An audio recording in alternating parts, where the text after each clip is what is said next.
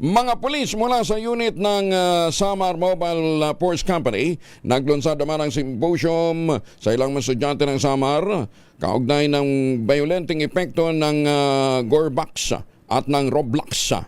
Detalye ng balita mula kay Jane Galit Bantayan, RH34. Jane, may buntag. Mas lalong pinalawak pa ng PNP Samar ang kanilang mga talakayan o pagpupulong sa mga estudyante na nasabing lugar. Kasunod ito ng insidente ng pamamaril sa Tacloban City sa San Jose National High School. Bagamat matagal na itong ginagawa ng mga pulis sa Samar, ngunit mas lalo pa itong pinalawak ngayon.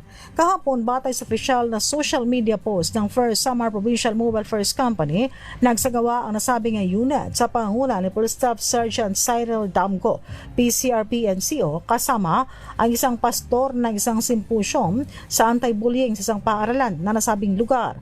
Maliban sa bullying, naging highlight din sa nasabing pagpupulong o symposium ang masamang epekto dulot naman ng paglalaro o potential violent online games nitong tinatawag na Gorbax at Roblox. Ang mga participantes na mga estudyante sa nasabing talakayan ay grade 12 students mula sa Oquindo National High School, Barangay Oquindo, Calbayog City sa Samar.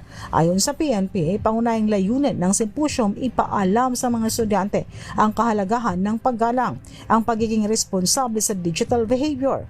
Matatandaan, isa sa minoridad na sangkot sa pamamaril sa Tacloban City ay lulong daw sa larong Gorbax na nakikitang isa sa posibleng sanhi ng insidente. Mula sa Aksyon Radyo Katarman, RH34 Jane Galit Bantayan ng DZRH. Una sa Pilipinas, una sa Pilipino. Daghang salamat, Jane Galit Bantayan.